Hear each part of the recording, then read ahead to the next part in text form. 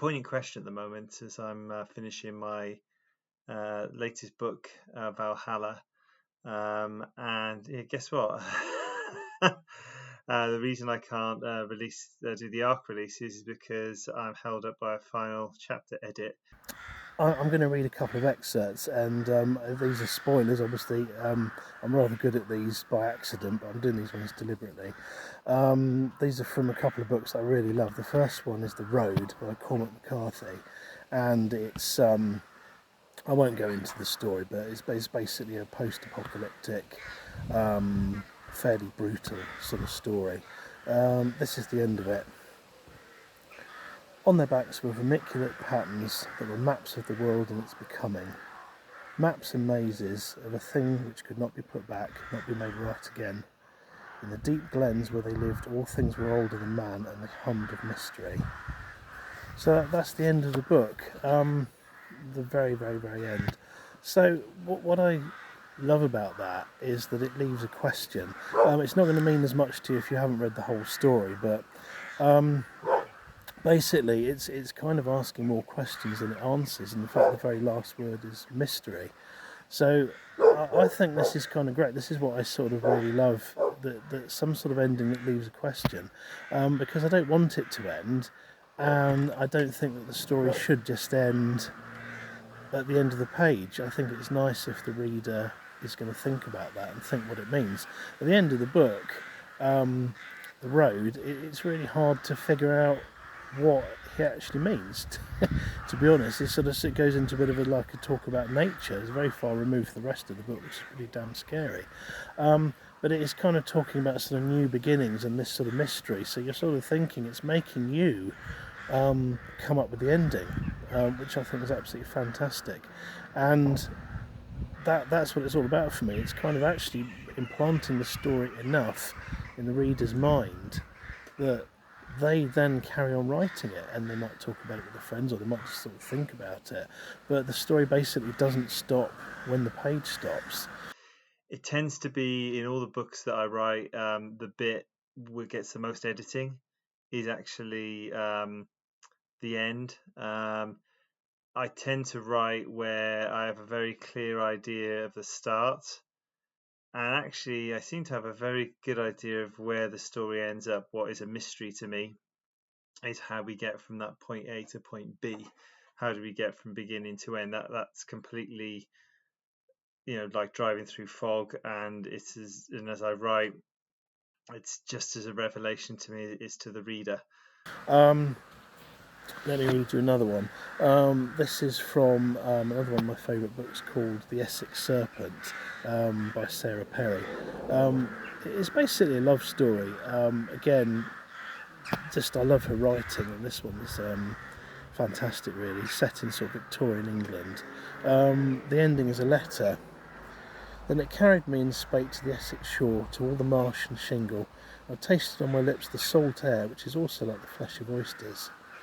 And I felt my heart cleaving, as I felt there in the dark wood and the green stair, and as I feel it now. Something severed and something joined. The sun on my back through the windows warm, and I hear a chaffinch singing. I'm torn and I'm mended. I want everything and need nothing. I love you and I'm content without you. Even so, come quickly. Cora Seaborn. I mean, again, it just, even reading that, it just blows me away, really. I just think, how can someone write so beautifully and so well, practice, that's the secret. You want to get to Carnegie Hall, practice. So again, it's not, we're not seeing the end, we're not seeing these two people get together. She's written a letter, we don't know if it's ever going to be delivered, we don't know if the girl in question is going to read it. It's allowing you to make up this ending. It's allowing the story to continue on in the imagination. Now, for us as writers, that's brilliant, because it means that we can think about that and make up our own endings. That's kind of what we do, right?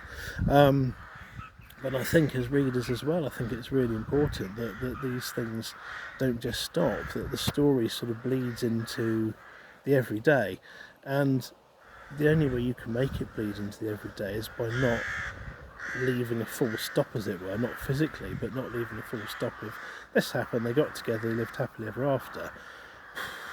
So what? We wanted to hear, we wanted to think that these characters carry on. We wanted to sort of think that they're alive in our minds, in our hearts. With the books that I've written, like I said, I generally get, when I'm trying to finish that book, I get stuck on the ending. Not that I can't write the ending, I'm usually quite good at that, but usually when I get to the edit stage, it's like for Midas, for example, when the first reader read that, they were like, you can't leave it there. And I kind of thought, well, no, I will leave it there because that's exactly how it ends. I've got no intention of changing that, just based on one feedback. But then I kind of looked at it and went, actually, there is a little bit more to tell, which is one of the reasons why Midas has an epilogue. The end is the end, and I was absolutely cocksure that's what the end was. But there was a bit more of the story left, and that ended up being the epilogue in that particular story. Another great series, The Dark Tower. We always seem to end up talking about Stephen King. The ending's pretty rubbish. Oh, sorry, Stephen King. But it's an absolutely fantastic series. It's one of my favourite fantasy series of all times, next to the Chronicles of Thomas Covenant the Unbeliever. But the ending kind of sucks, and it's like he wrote it over something like a 30-year time period, and the ending is not that great. It's like you think, oh, okay, that's it, is it? But then it makes you think, well, is that going to diminish my enjoyment of the book? Not really. Is it going to diminish my enjoyment of the series? No, because I think the series is amazing. So the ending's like a bit of a letdown for me. Other people might think it's great. It's just a personal, subjective opinion. But the series is so amazing, and the characters are so incredible, and they live in your heart long after you finish reading it, that I find that it doesn't really matter. I almost sort of don't care. But that's what happens when you read sort of brilliant writers, As a writer, I consider the endings to be really, really important. And I think particularly seen as I'm a writer of quite short books. My books are approximately 200 pages in length. So it's really, really important. Every aspect of that book is absolutely perfect. I'm not saying people who write long books don't do that. But I guess with a longer book as well, there's much more of a journey, I guess. So even if you get disappointed by the ending,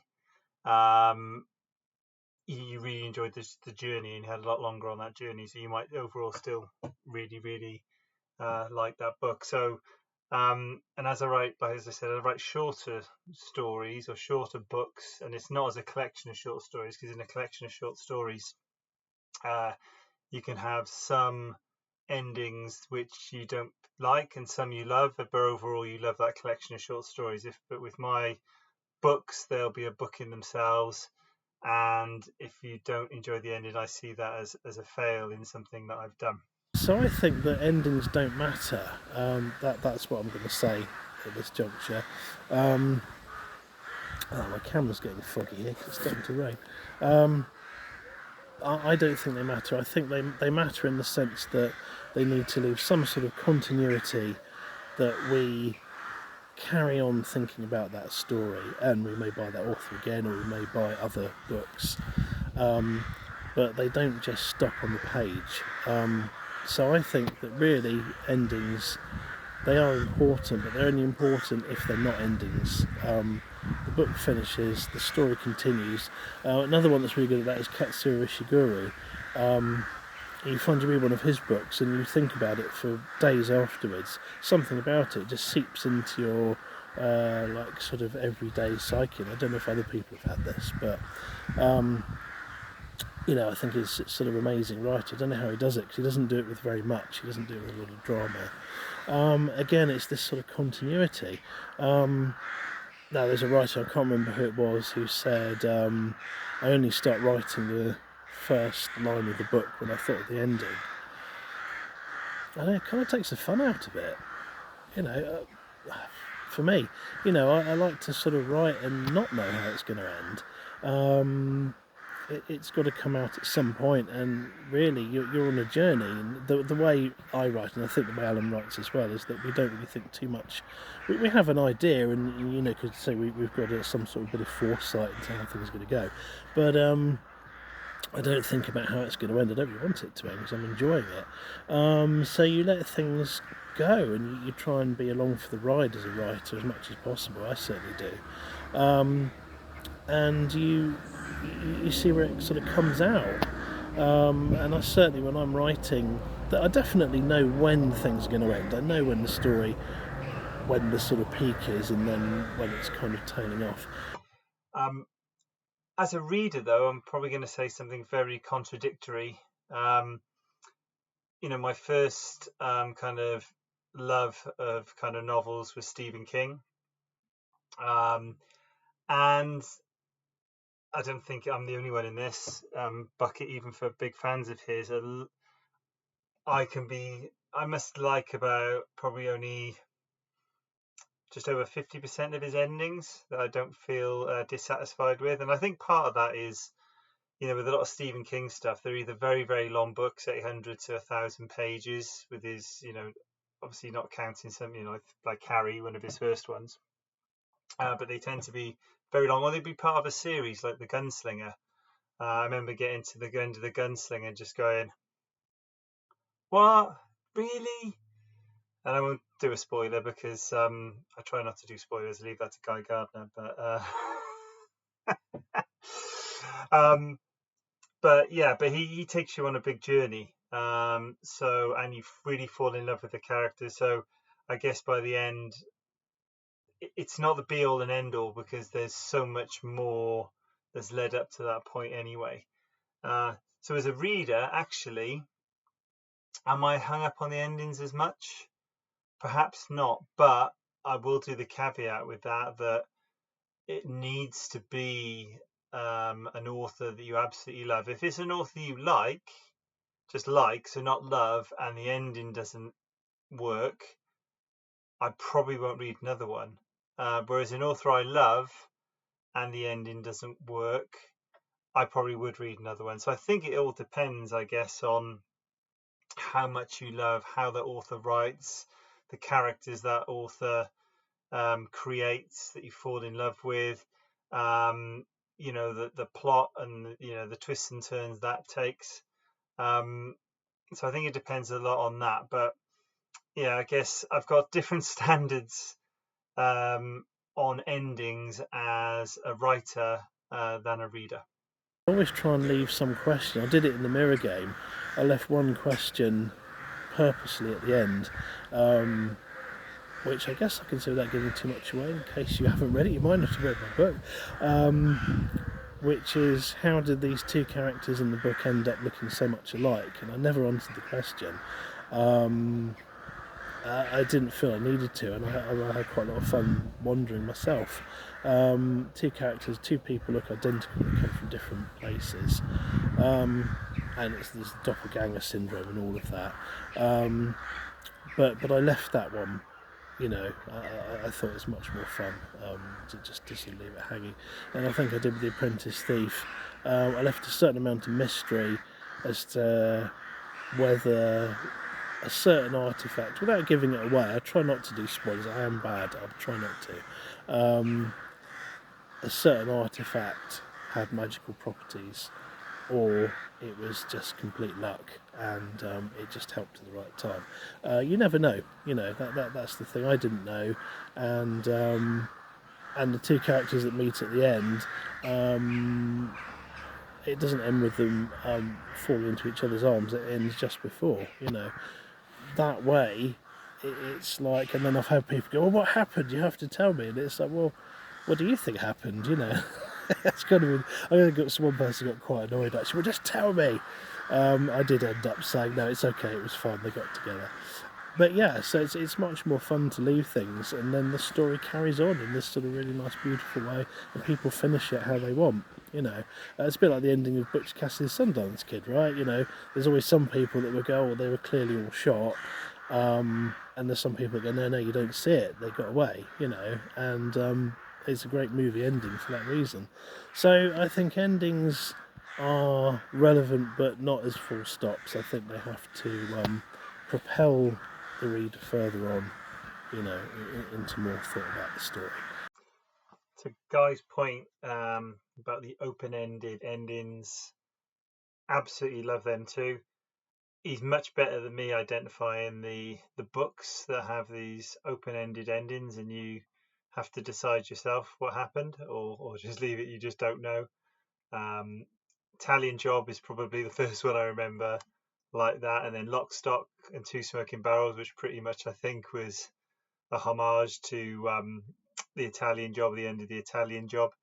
Um, and then same for Inception as well. I'm trying not to give any spoilers, but the Christopher Nolan film Inception as well has a great open-ended ending as well, and I do absolutely love those. I think they are brilliant when they are done. They are absolutely fantastic. And my advice for new writers on endings, I would keep it classic, and I would simply go for the end.